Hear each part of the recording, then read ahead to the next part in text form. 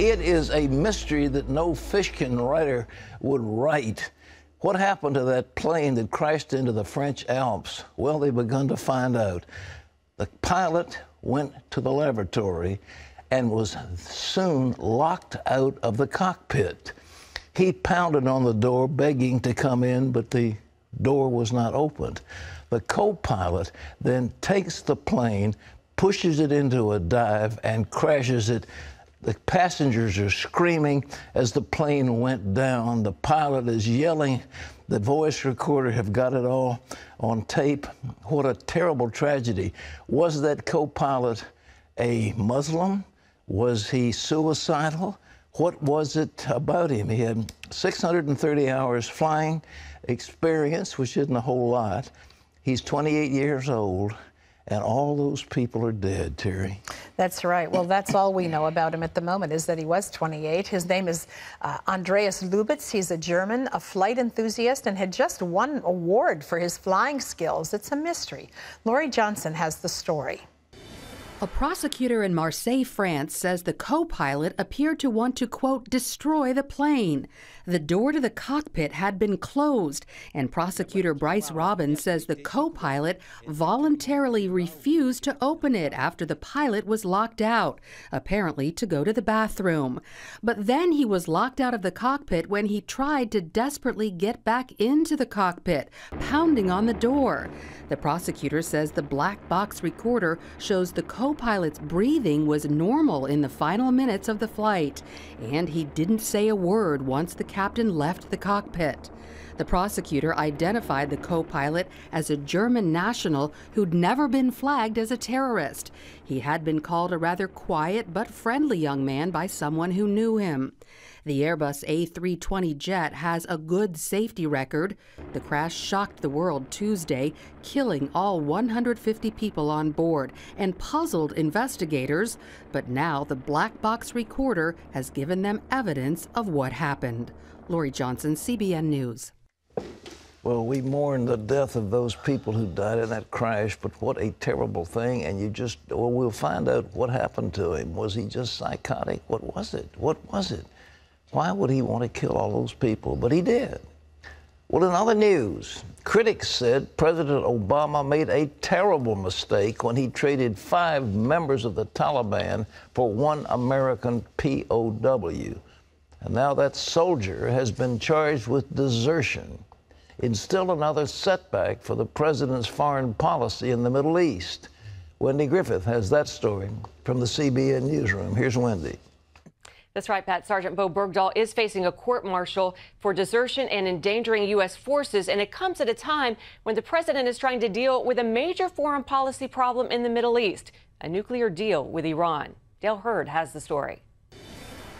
The return of Sergeant Bo Bergdahl was treated by the White House as the return of a hero, National Security Advisor Susan Rice. The point is that he's back. He's going to be safely reunited with his family. He served the United States with honor and distinction. We don't leave our men or women in uniform behind. The president even invited Bergdahl's parents to the White House. He wasn't forgotten by his community in Idaho or the military, which rallied to support the Bergdahls through thick and thin. But the White House spin was falling flat immediately. Both Republicans and Democrats quickly criticized the president for trading 5 Taliban leaders for Bergdahl. Bergdahl had written letters to his father saying the title of U.S. soldier is just the lie of fools, and that he was ashamed to even be American. Fellow soldiers went public with their disgust. He knew what he was doing when he deserted us. And now, after a thorough investigation, charges of desertion with the intent to avoid hazardous duty, endangering his fellow soldiers, and misbehavior before the enemy. Endangering the safety of a command, unit, or place carries a maximum potential penalty of a confinement for life. But this is only the latest problem for President Obama when it comes to the Middle East, radical Islam, and the war on terror. The president has been roundly criticized for calling ISIS the JV team when it proved to be a deadly threat. The U.S. has just launched fresh airstrikes against the Islamic State. Just a few months ago, the president called Yemen a success story in the war on terror. But now Yemen is in chaos. Its president has fled, and Saudi Arabia is attacking the rebels with air, land, and sea power. And Mr. Obama has been feuding with Israeli President Netanyahu and has been accused of working to prevent his re-election. Now that he wants a nuclear deal with Iran, the president doesn't have a good deal of trust on Capitol Hill. And the president could have a problem convincing the public, too. An NBC Wall Street Journal poll earlier this month found that 71% don't believe the talks with Iran will make a real difference in stopping it from building nuclear weapons. Dale Hurd, CBN News. Pat, do you think this is a bit of embarrassment for the White House? It's not a bit. You talk about egg on his face. It's smeared from ear to ear. I mean, this is ridiculous. I don't know how long they're going to leave Susan Rice. They should fire her immediately. Honor and distinction. This guy was an anti-American from the get-go, and to trade, actually, they had to go out and look for him, and brave men gave their lives for that character. And suddenly we find that we have traded the captives. We had 5 of their really vicious people in captivity. We let them go to get him back, and now he's being court-martialed for desertion. But the president and Susan Wright, honor and distinction, come on. How many lies do these people have to tell? How incompetent do they have to be before the American people wake up to the fact that we elected the wrong guy? Wendy? Pat, Nigerians head to the polls this weekend for a crucial election. A Christian and a Muslim candidate are both vying for the presidency, and the outcome could test the unity of this important African country. George Thomas brings us that story from Nigeria. Nigeria's current president, Jonathan Goodluck, is a Christian from the south. His challenger, Muhammadu Buhari, is a Muslim from the north. After months of campaigning, polls show the race a dead heat. Some 68 million Nigerians have registered to vote. We voted for Goodluck Jonathan in 2011. All Nigeria needed him then, but now we need change. We want him to finish what he has started for Nigeria, because since he has been there has been a lot of transformation. The election was supposed to happen on February 14th, but was postponed to this weekend because of security concerns, due to the repeated attacks by the radical Islamist group Boko Haram. With the election now set for March 28th, there is a lot of debate, as you can see here in the national newspapers, about whether the date should have been changed in the first place. What is clear is that many Nigerians are concerned about the security conditions, not just here in Abuja, but across the country. They are concerned whether these elections can take place without bloodshed. The last time Jonathan and Buhari campaigned for the presidency in 2011, hundreds of churches were burned, hundreds of Christians killed, and thousands of Christian businesses and homes destroyed, mainly by Buhari's Islamic supporters. Security this time around is still a big worry. Nigeria is fighting a 6-year Islamic insurgency by Boko Haram. They've killed more than 13,000 people, trying to turn Nigeria into an Islamic state. And that is the reason why I keep insisting on we needing God's intervention, because it's the only one that can actually save us, it's the only one that can actually do something about this situation. For the past 6 weeks, a multinational force led by Nigerian troops recaptured most of the towns held by Boko Haram in the northeast. But this week's mass kidnapping of more than 500 women and children by Boko Haram near the Niger border was a reminder of the group's potency despite the military offensive. Religion will be a big factor in the election. Nigeria is split down the middle. The south is Christian, the north is Muslim. Jonathan's base is largely from the prosperous oil-rich south. Buhari's is in the north, which is also Boko Haram's stronghold. While Jonathan has brought some economic stability to the country during his time in office, his indecisiveness on dealing with Boko Haram could potentially hurt him with voters. Buhari has promised to tackle corruption if elected, but his Islamist leanings are cause for concern. He once called for the implementation of Sharia law in Nigeria. The stakes this weekend could not be higher. Nigeria is Africa's most populous country.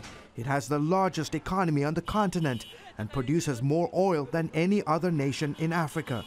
So the outcome of the election and any potential violence will be felt far beyond its borders.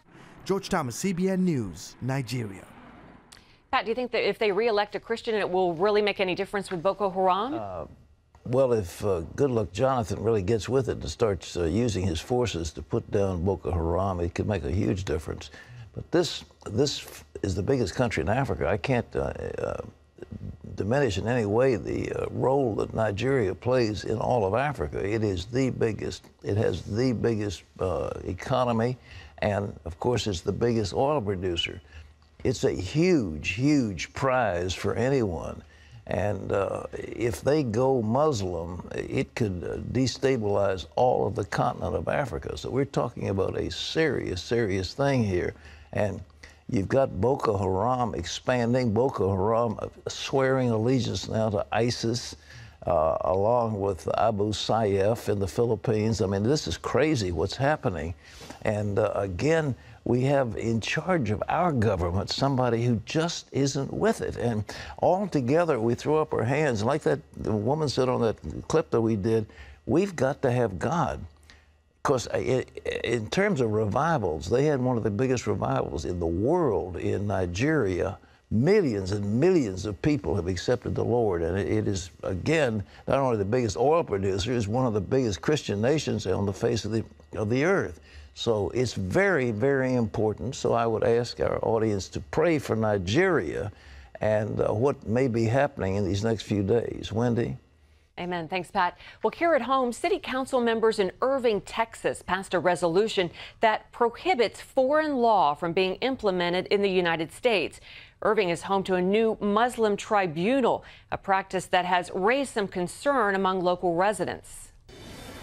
Lawmakers in the city of Irving are growing concerned with the use of Sharia law in family court issues like custody and divorce. The Islamic tribunal in the state advertises it will help mediate civil disputes in the Muslim community as an alternative to American court. Muslims in Irving aren't pushing some Sharia law on everybody.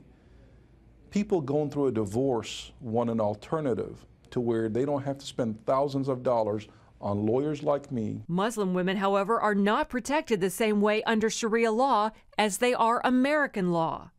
The Center for Security Policy released a report in 2011 that discovered 50 cases where Muslim women were asking American courts to preserve their rights to equal protection and due process during their divorce. Dr. Frank Gaffney, leader of the CSP, has studied what happens when Sharia law enters into state court decisions. I think what we'll see is a kind of coercion of Muslims to participate in this program. Irving City Mayor Beth Van Doyen thinks Sharia law should not be practiced in place of American law. To me, it was kind of a no-brainer that people would support our U.S. Constitution and our state constitution. I looked at it as a straightforward constitutional issue. I looked at it as a straightforward House bill that is reaffirming basic fundamental rights of Texans, and I supported it. The bill is scheduled for a hearing next week. Well, now spring is here, and already tornadoes are wreaking havoc in America's heartland, leaving one person dead in a mobile trailer park in Tulsa. Moore, Oklahoma was hit by its third tornado in 16 years. Check out this footage from tornadoes that caused extensive damage, with the storm system reaching from Texas all the way to Indiana. Damaging hail also a part of this monster weather system. 60 people were trapped in a gymnasium, and a driver was trapped in a pickup truck. They were all rescued. I'm very fortunate. I hung upside down until somebody got here. Looks like her roof over there and what's left of my roof up there and my patio cover. My daddy was in the kitchen. The roof fell in on him, but I was in the bedroom. Tens of thousands of people were still without power early today after that monster storm. Some crazy weather, Pat. It's unbelievable, but I guess Moore, Oklahoma, it's just like it's the epicenter of nasty storms. Operation Blessing was there helping. They just wiped out the whole town, and we were helping to build some things for them.